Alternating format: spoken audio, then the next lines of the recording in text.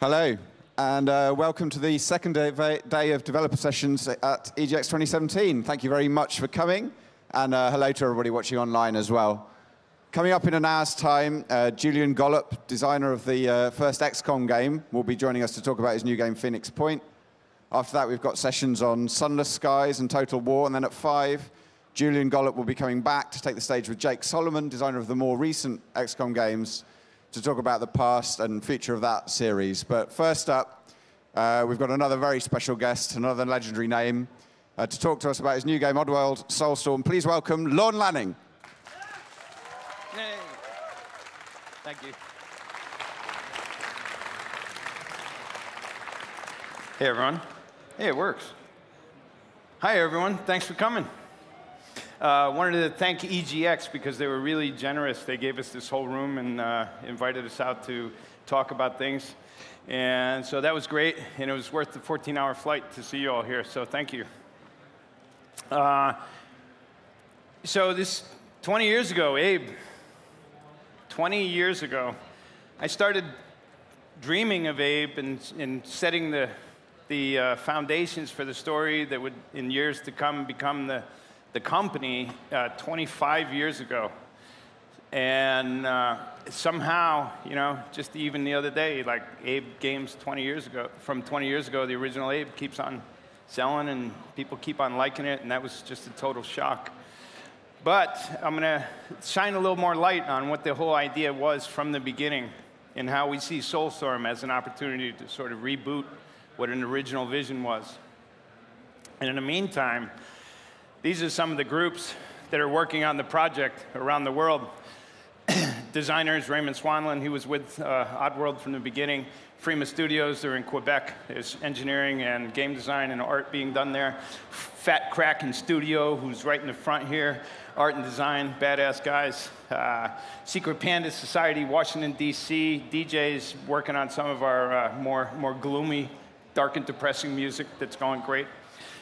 Testology, which is helping us from day one test out the game. We've been working on it for 18 months. Section Studios, Sabotage Studios, also in Quebec. So we're managing about 4 time zones on the phone every day and sharing screen. Thank God for Skype. Thank God for Slack. Thank God for Trello. Any of you in production, I think you'll know what I'm talking about, but it allows us to actually do production on the run on iPhones. Like, it's amazing. So this has been in motion. These are people working on it. There will be more by the time we're done. So it's quite an effort. And I wanted to recap a little bit about why the decisions we made on Soulstorm and what it actually is. So when we did New and Tasty, excuse me, when we did New and Tasty, we saw that as an opportunity to sort of redo a classic fable that we felt good about how it kicked off the original idea for the Oddworld quintology, which was supposed to be a 5-piece epic that eventually would unfold. But the truth is, you know, time, business, partnerships, realities, new consoles, those realities helped kind of steer us a little bit in a different direction. And without getting into all the details, and there's no sour grapes, but that's just time and reality, and it changes a lot of things, and it influences a lot of things. But with the success of New and Tasty, and the way we saw New and Tasty, which was, it was a fable that we wanted to keep the original script. We wanted to keep the original ignition of what that story, a beginning of Abe, was. So we rebuilt a 20th century story, retaining the same script, and we did it with 21st century technology. That was New and Tasty. And we had asked the audience, we had asked the fans when we were starting to make New and Tasty, if we succeed with this and you're happy with us and you don't want us to just go away, what would you like us to do next? And to our surprise, people were saying Abe's Exodus. That was the highest ranking redo, and we were like, oh, So Exodus was kind of an emergency game for us. It was supposed to be the second game in the Oddworld quintology. And I had this big vision of what that game was going to be. But the reality was we needed to provide our partner a game in 9 months, and that was not our plan. So what happens is the story of Exodus got reshaped into something that wasn't really in line with that original vision. And maybe that was okay because at the time I wasn't as experienced a game designer, and I was really overshooting the boundaries of what I thought we could do. It was all related to the brew. It was all related to flammable liquids, highly volatile environments, and a slightly different storyline. And so it became something that wasn't the original intention. The crew did a great job. The team did a great job executing it. But I saw this years later. It was in the demotivational, demotivational posters section of the web somewhere. And I agree, right? I agreed that it was kind of half the heart, but it was twice the game. A lot of people liked the game better, but they felt like it lost some of what made Abe a little more dark and mysterious and full of heart. And time and reality can do that at times. So we said, well, if we're going to address the idea of Exodus, let's go all the way. So let's scrap the Exodus that you saw and you knew, and let's go fresh back to that original vision, but now on top of the side-scrolling platformer genre, and turn the volume up to 11 on a lot of different levels. So this is a brand new game. It's brand new. And the original vision of it was much more epic. We really wanted that deeper story. We wanted to get deeper into the characters. We wanted to get deeper into the world and deeper into the actions that Abe would evolve upon.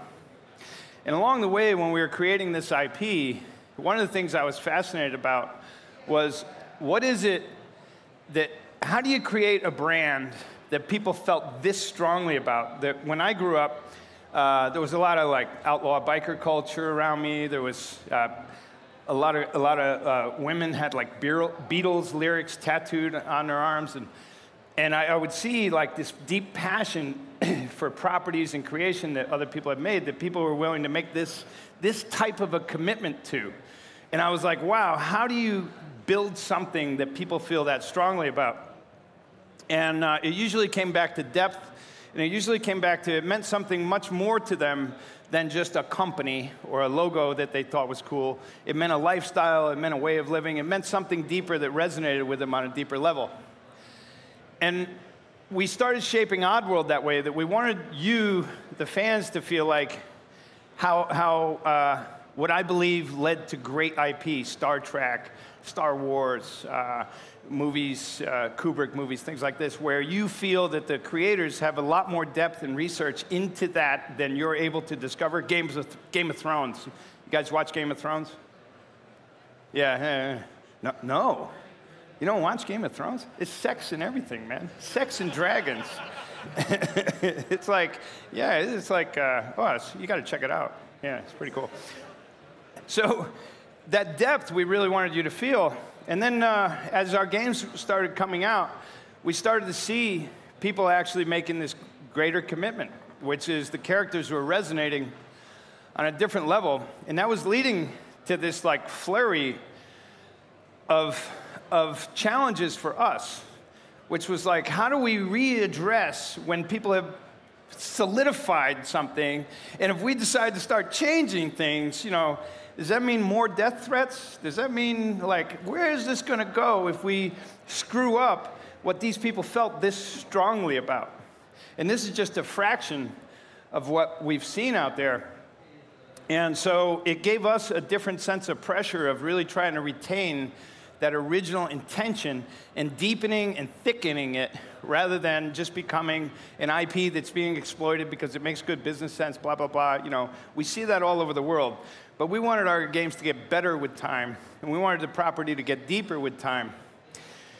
And what was it really based on in the first place? So the Oddworld Quintology was really about, these are historic control systems. And I was always fascinated with, my family had a lot of history in a lot of different ways, whether it was the Bolshevik Revolution, Latvian, whether it was the Native Americans, part Native American. People have had a lot of difficult times through Earth's history. So this was even back to the Egyptian period of how it was looked at for control systems. Where are we, probably most of us, right? And where is, like, Pharaoh, right? And today that's CEO of JP Morgan or something, you know. And so for Oddworld, we were looking at it and we go, this was Oddworld's population control structure. And really, this was, so we got at the top, you've got ancient financial, you know, it's kind of like the Illuminati, you know, pyramid idea that you all probably see on the web and stuff like this at different times. And Oddworld was always supposed to be this sort of dark side of globalization reflecting the real world. So whether or not the real world is this way, it's great material to mess with, you know, it's just like great fodder. And so at the top, we've got like the oldest money families in the world, and they control dollars and think tanks and globalist bankers and economic lab. All the way down, you got the majority. And on Oddworld, we call that the 99.9987%. And that is where Abe emerged. And this is really where Abe became a big problem to the pyramid. So what happens is Abe's actions are going to start sending, like we know that, oh, he was a slave, he worked in a meat processing plant, and then he finds out that the retirement plan's a lie, and he's just going to wind up chopped meat, and that's not very good. But we didn't necessarily, as an audience, start thinking about the financial ramifications of what happens when you shut down a big meat factory, when you start having economic impact, the people that's going to shake up higher up on the pyramid.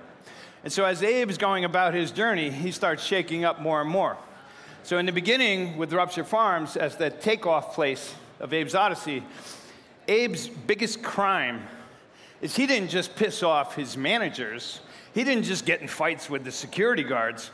He didn't just get busted by the cops. He fucked over the CEO of a major corporation that has a lot of investors. There's some young people in the audience, I'm sorry. They had some major investors. And that is not easily forgiven. And that's where the second game in the quintology that is now we're calling Soulstorm is taking off from. These economic ripples that are just going to get worse and worse. And they're going to start feeling it, and we're going to start waking up. Like if you thought Moloch was the top of the bad guy in this world, we're going to have a big change of heart on what's going to fall on him for screwing up someone's investment. Like Game of Thrones or Star Wars. You thought Darth Vader was the big guy, but you find out the Emperor is even worse. And then you find out the Emperor is kissing ass to this big giant that looks like a gray alien, at least in the last one. And eventually, these ripples are getting all the way up to the top. And as that's happening, it's starting to shed cracks through the population control, economic control structure.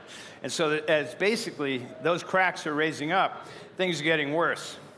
And as things are getting worse, what's happening, and what's going to be happening through the epic, is that Abe's stoking the fire of revolution. And that's really what this has always been about. So he's starting to stoke that fire just out of the need of, he just doesn't want to end up ground meat, you know? He just doesn't want to be the next tasty treat. But that's unacceptable because of the economic ramifications that are going to happen. And what that's going to do is start bringing down the royal shitstorm upon anyone involved with Abe. So Abe's going to sort of be branded and become more like the Bin Laden of Oddworld. It's like, this guy's got to go. He's screwing up. He's raising prices at your Happy Meal. Think about it.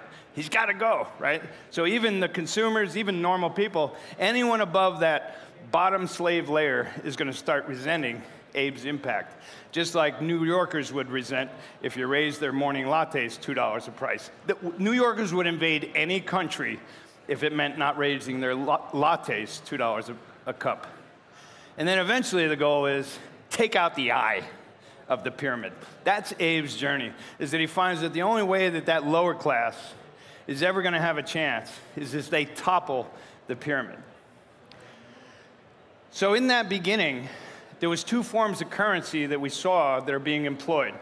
Our world is primarily focused on one. It's the almighty money. And on Oddworld, we called it moolah. And with moolah, you can buy physical things. You work in the physical world, you manufacture for people, you service people, you do whatever you got to do to make the buck. That's how you earn the buck. And then you can buy things in the physical world with that buck. The other form was a spiritual currency. This currency was something you get from having more empathy, from helping people, from doing the right thing, from having followers that believe in you. And that would become a secondary currency that operates in the same landscape. So cold, hard physical world currency that you get through labor, finding things, stealing, thieving, picking pockets, whatever it takes. And then the spiritual currency, you've got to sort of be in line with the Force, as Yoda would say. And we wanted to embody that into something that was becoming more a central part of our gameplay. And that's yet to really manifest in Oddworld, but Soulstorm is going to happen. And then Soulstorm was really based around a brew, another company with a happy face logo and telling you everything's wonderful and dandy and it's at a sale price today, come get some, except it really held some deep, deep evils that were, again, going to the pyramid control structure to keep that slave class in place. Soulstorm is revealing that story in greater depth. And this was a fan art that was created, and I was like, oh, wow, that's perfect, because that's more of the embodiment of sort of what the brew really is. Now, has anyone been following our ARG at all? Okay, a few people. So the ARG is all backstory. That's what we're touching on. And what I'm going to show you right now is what we call the teaser trailer to the backstory.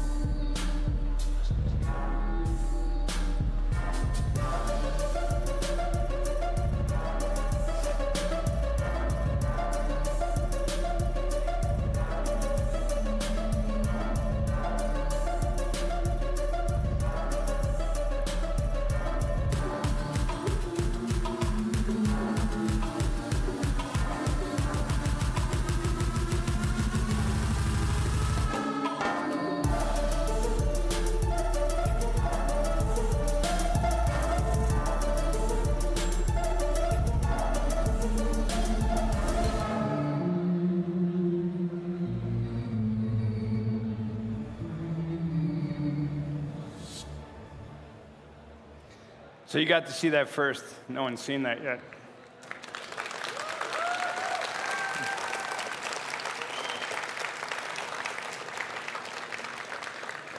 As you can tell, we're really lightening the mood. Yeah. Just getting back to that origin, you know? And in doing that, another thing that we were dealing with, that we were trying to create in the beginning, was these 3D databases. You know, when we launched Oddworld as a company in 1994. 3D software was still pretty crude. Toy Story, the movie, had yet to be made. And if you look, these are really all Abe, right? Like, there's Abe, and we said, well, Abe has stitches, the other doesn't, right? But we didn't have the time or the money to try and make complex 3D animated characters that all had the different personalities, so they were kind of digital clones of themselves. And those were just constraints that we lived with, trying to create a more interesting 3D, birthed in 3D property, and there wasn't many at that day. You know, Mario had just sort of made the conversion, and but there wasn't like big game IP at that day that was born in 3D, and we wanted Abe to be that. But at the time, we still couldn't do hair, we couldn't do cloth very well. I mean, it was, you know, it was 20-something years ago, right? It's my hair is a confession too. And then, so in upgrading the characters to this 21st century of tech, there's Abe from Exodus, which was basically the Abe from Odyssey. And it was like, how do we take Abe and make him more mature? How do we get our textural quality, our rendering quality up into more of that industrial light and magic zone of creature quality and all that? And so this is the new Abe. But he's reminiscent of the old Abe, but hopefully even more empathetic. And as we look at things like his tattoos, things that I was just talking to Caddy, and I owe him dinner because you guys are familiar with the YouTuber Caddy? Yeah, hand for Caddy. He's been a huge supporter. Thank you, man. So he sent me pictures of the tattoo, and of course I didn't believe they were real, because I thought he just drew them on there, was messing with me like most people do. And I said, I'll take you out to a great dinner if that's true. And then it turned out there was 2, so I owe him 2 great dinners now, which is just like, damn, that gets expensive. But we had an interesting problem because these tattoos and the symbols in the beginning of Abe's Odyssey, they were kind of simple, but really they should have had more magical qualities integrated into like voodoo or like various mysticism practices around the world. We wanted to get that, but we didn't want to change the designs. So the designs had to, just like Abe, had to get more complex. But that complexity didn't take them away from their origin, so they just evolved, but they didn't change. And that goes to the characters too. So now, finally, we're able to, because you guys supported us through New and Tasty, and we're self-financing this all ourselves, so we're not a huge entity. We're kind of crazy. We just put it all back on red. And if we do it right, we have the faith that you're going to support us. So this is Alf. Before he was Abe's database with the one hat, but this is the new database. These are the 3D databases. And these are what's going in the game. This is Toby. So Toby's a new character that's on this venture. And as you can see, in some ways, they're getting even more endearing, like Toby, because the world's getting that much darker and more intense. So if you're gonna have a really dark and intense world, you need even sweeter guys to like light on fire or something. So, and that happens. And in this, we look at Mullock and where he was, and this is the Mullock from New and Tasty, which was basically the Mullock from Abe's Odyssey with slightly better texture maps, but we didn't have the budget to take them to the next level like we're doing now. And the next level is to get them closer to what we would call a film quality that's not a cartoony vibe, but it might have some animated type styling. And the new Mullock is taking on another degree. So this is Mullock pulse lightning bolt hitting him in the head. And I'll focus a little more on where he's going. But on all these Gluckins, the Gluckins also, they were just the same model, squatched and stretched, or they were, you know, anything we could do to try and separate out differences of personality, but we had to do it in really practical, efficient ways. And this time, as we go through the Gluckins, we always looked at them more like they were, the cousins would be Gluckins, but they'd have different genetic traits. So as we go across the different cast of characters of Gluckins, starting with the eyes, we wanted to get much deeper into who they were. And I was telling someone, I go, yeah, this guy's incompetent. And they go, no, he's not. No, he's not incompetent. He was like, well, in some ways, but not in others. Yeah. So we wanted to focus more in on those personalities, deeper and richer. Mullock, post-Rupture Farms. So now he's got the mark of Cain, you know, across him. He's blind in one eye, and he's got a serious axe to grind. We've renamed all the Gluckins that come with the other factories. So Aslick, Drippik, and all this. These are different guys now, so we're getting more away from what that original story was. This is focusing on the later story. And these are the databases. So Abe is shaking up this cartel of C-class entrepreneurs that come from families that basically breed managers at the C-level, CEOs, CFOs, CTOs. And they've been entrenched in their businesses, kind of like Game of Thrones. For so long, you know, this house has been in power for 1,000 years in alliance with that house. These guys have been so entrenched for so long that they live in a different reality from where the slave class lives. And they're arrogant. They're arrogant and they're prejudiced. And they would never imagine that this could happen, what's left of Rupture Farms, because of some damn Mudokons that are just on the bottom of the totem pole. So Mullock finds out that no one's even going to believe him what went down, so they think he just burned the place and was out for the insurance money and got caught, right? So as he's trying to be like, you guys need to be aware there's this Mudokon uprising happening, they're like, right. Yeah, so what are you up to? And their incompetence and their extreme prejudice is going to start supplying the path for Abe to succeed. And these are new, this is the new Fico Depot. Is going to be the way that he's able to succeed, is their arrogances, their prejudices, their mindset of what the slave class is and how what is beginning to happen should have never happened, and they don't even believe it's happening, to their detriment. This is Necrom. And these paintings are really actually huge. Like we're doing them at like 16,000 lines of resolution. This is a Raymond Swanlin painting on the left. Gluckins by myself and Chris and Tom, who's bringing them all out in ZBrush and all. A few different parties in different studios around the world, helping to bring these guys together. The new Soulstorm brewery, which is like factory of ultimate enticement, feeling like a casino in Vegas on the landscape, but it's really one of the darkest, the places of one of the darkest, most manipulative origins that's going on. That is really the mystery of Soulstorm to be solved in the game. Now, the other thing we don't realize we're shaking up yet in the property is the societies, the organizations, the foundations, the temples, the orders that these prevailing financial powers have nurtured themselves into over the years. So this is like the stock glucks. There's a class of people that run the slaughter yards, breeding of meat and distributing of that, and it's like a deep order, you know, not that unfamiliar with like the Masons or the Templars or different groups that have entrenched in business over the years. And so we spent a lot of time on the medallions and the awards of this class and their groups. This is those that operate the trains on time. We call it the Iron Kronos Guild in Temple. The diggers, those that are robbing the bones, those that mine bones for different pharmaceutical products, for different consumer products, for different reasons. The Society of Alchemaic Sciences, which gets into who's designing the brew and what is it really, and how deep does that go. And now, as we get into, how deep am I? What time am I?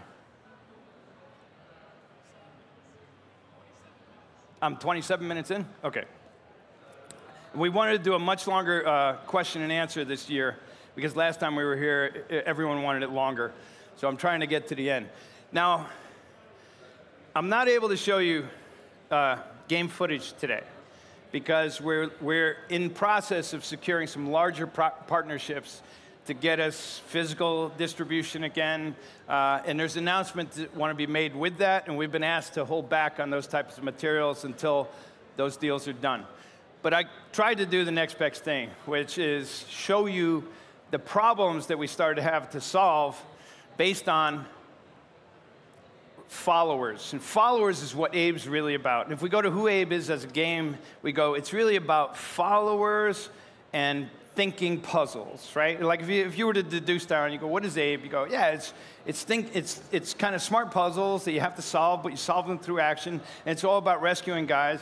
But what we want to do is the more followers you have, the more power you have, the more spiritual power you have. So what I'm going to show you here is this is just the UI. And the game screen behind it is black. Okay, sorry. But the UI will hint at more of what we had to deal with in managing all this. And so here, I'm going to start to play. And what you'll see is down the bottom, we have a system that had Abe's health, his inventory, his chi status. And as he collects followers, these followers are becoming much more difficult to manage. And the reason is, sorry about that. The reason is that in the previous games, even New and Tasty, the Mudokons, they couldn't even jump over a gap, right? Let alone hoist up or follow you through a traverse of conditions. So there were very limited capacity beasts of burden. And while they helped your high score, they didn't help you. They weren't like allies that could fight for you, that could be used like tower defense and placed in different places and do things and be set to different aggressive modes where you can arm them and where you can manage a lot of them. And all that is happening now in Soulstorm. But what that meant was it becomes a more dynamic environment where sometimes your Mudokons are not all on screen because you've put them to work doing other things, right? So how do you manage that? How do we manage that on a VU level? So this is where we had to create the icon system.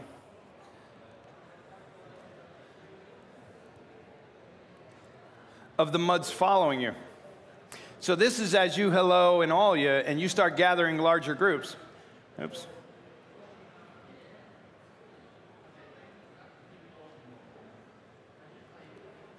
and you start gathering larger groups of them, two things are happening. The accumulation of the meter, you can tell how many are following you. You can tell if they're being put to work or being damaged or whatever. But as you increase more followers, you see that glow, that's your chi. So your spiritual power is increasing, which means the things you can buy with that currency are opening up and increasing. And now you can start to tell, even if they're immediately in your vicinity or not, if they're taking damage, they're flashing red. If they turn red, they're flashing, if they get killed. Sorry about that. I have problems pausing this at the right spot, sorry. So as they start flashing, oops. So it's basically giving you more ways to monitor what's happening with these guys that are much more dynamic and much more than just beasts of burden, but becoming active allies on the screen with you at the same time in mass quantity. Now, as that's happening, in a world of flammable brew, if you saw the early releases we did on on Soulstorm, we said we're going to get more dynamic, we're going to get more highly volatile, it's going to be slightly darker, and it's going to be a lot more intense. So let's just say brew, one of the side effects of brew is that it's highly flammable, and everyone's addicted to it. So the combination makes for some extremely dangerous and gameplay that starts unfolding, which means in the old world of Abe, he now has to have a much more robust inventory, which in the past he didn't have. It was like 1 for 1. You got a rock to throw at a bag of meat to get the meat so you could deal with paramites or slogs. It was 1 to 1. But we needed a much more complex system if we're dealing with, well, if a guy catches fire because I use brew, but I don't want him to die, how do I put him out? And that led to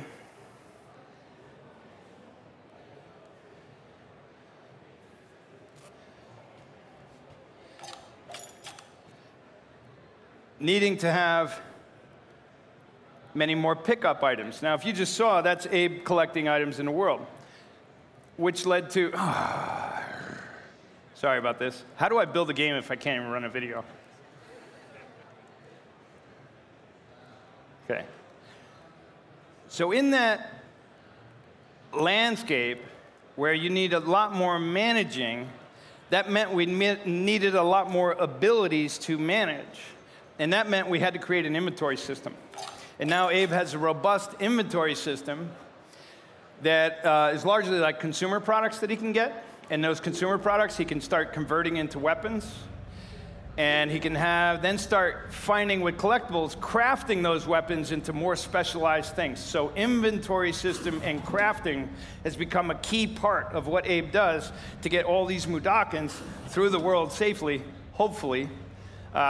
And in this game, you're trying not to ideally kill the sligs either. So a perfect play, nobody dies. That's hard as hell, you know? There's a lot of PTSD trauma that's going to take place before you achieve that goal. But that's our goal, is that in the ideal world, it would have been able to traverse this very dangerous landscape and do that without killing anybody. Not even sligs, right? And now, where this game picks up is where New and Tasty left off. And where New and Tasty left off was with 301 freed Mudokons. So this game begins with 301 freed Mudokons that you're going to try and take with you through the journey, because they don't just disappear into the ether, they're going to stay with you. And at times, in real time, in play, you'll be managing the survival of this many guys on screen at one time. Now, unfortunately, like I said, I'm not showing game screens, I'm not showing gameplay, but I just gave a big indication of how this is a very different game, but it builds on what we believe was at the heart of what made Abe special, and it reignites our part 2 of the 5 in the quintology. So that's what we're showing today, and we're opening it up to Q&A for the rest. And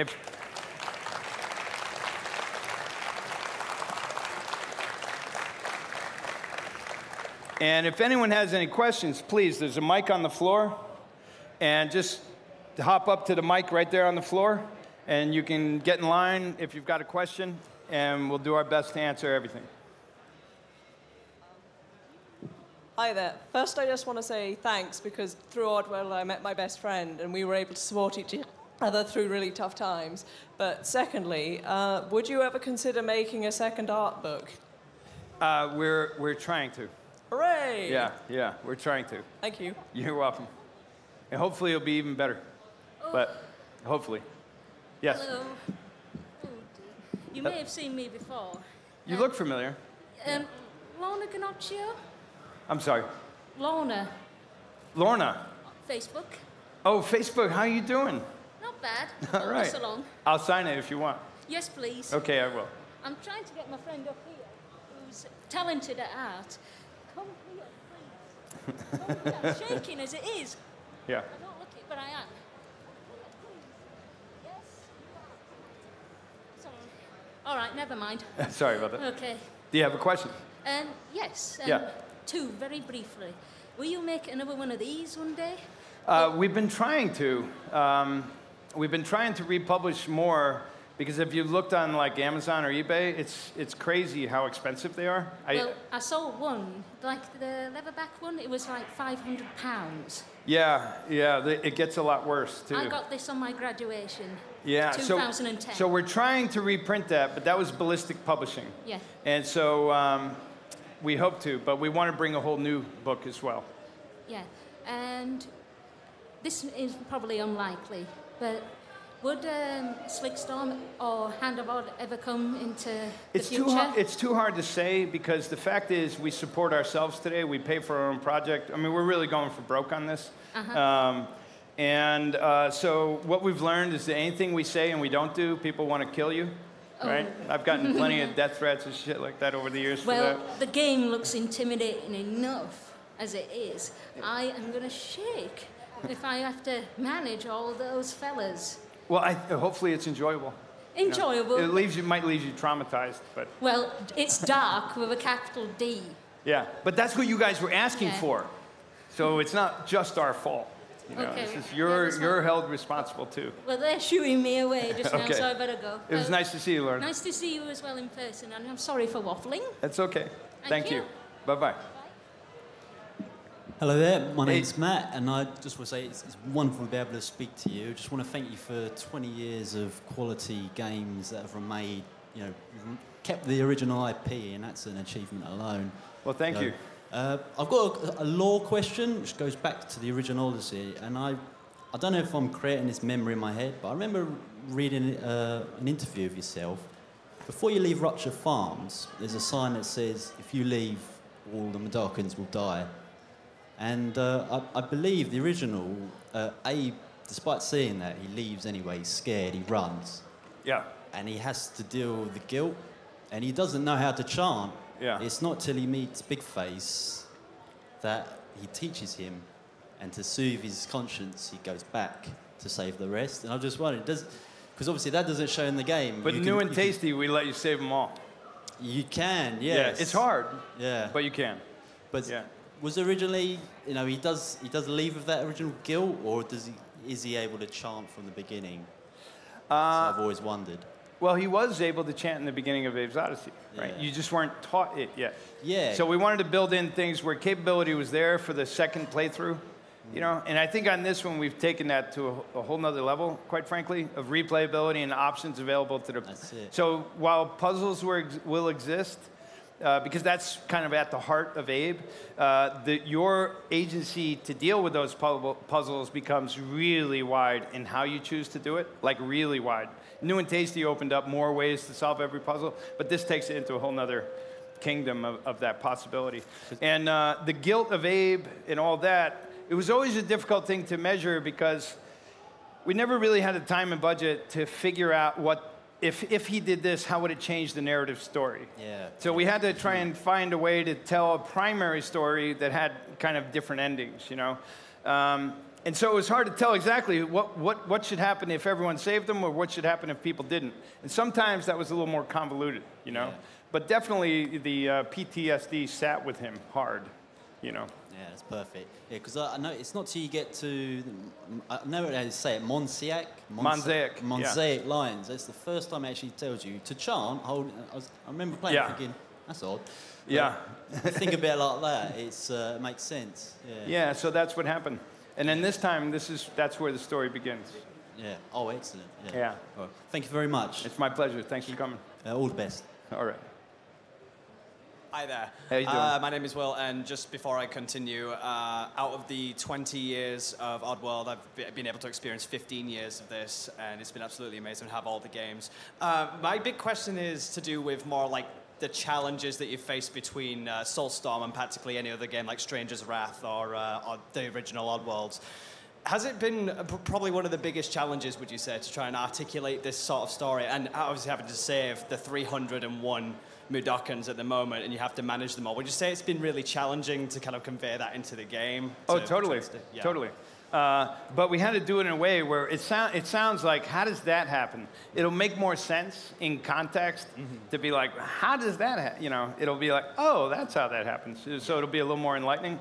But it's always been a tricky thing. And the challenges that we had now, one of the things that we were able to do differently on this one was we approached it in a more agile, you all know what agile, you know, in terms of software production, in a slightly more agile way, which is we said, let's focus first on what we can get to work and then figure out how many CPU cycles we have left and then how much we can add on to that. And in the beginning, we predicted it would get about here of capabilities. It wound up about here because of the way we were approaching it, which was kind of insane. I'm not here to hype the game. I'm really not. You know, people usually get in trouble when they do that. I'm no exception. But I'm just really being honest, right? So it wound up here, and it was only because we didn't pre-plot we didn't figure out this is every feature of the game we want to make. We said, if we can get Brew to work well, how well does that work? And then, what do we learn when we play that as an experience? Okay, now what does that mean else it should do? And what that did was it created this domino effect of new features and capabilities that, along the way, we just kept on checking the robustness of the code, the performance against various hardware platforms, and we just, you know, Benny, the executive producer, myself, he's sort of taken Sherry's role, Sherry McKenna, my founding partner, who's more semi-retired now. And Benny and I every day are plotting how far can we take it. So our discovery process of new features and abilities in the game really lasted about 18 months. Just that discovery process. And that meant polishing out the art and taking those things to new, you know, all the art and stuff too. But and it's physically based rendering now, you know, all that is getting tighter. But in general, yeah. Lots of new stuff, and none of it we could have foreseen because there was a lot of happy surprises because of the way we were approaching it, and historically, we didn't approach it that way. We approached a big plan, and then we tried to execute, and it's really not the best way to develop and find the best things you can do with software. So I think we're out of time. Thank you, everyone. Really appreciate you coming. Hope it was worth your while. Lorne Lanning, everybody. Thank you. Thanks for coming, and please join us again at 1 o'clock for Julian Gollop talking about Phoenix Point. Thank you.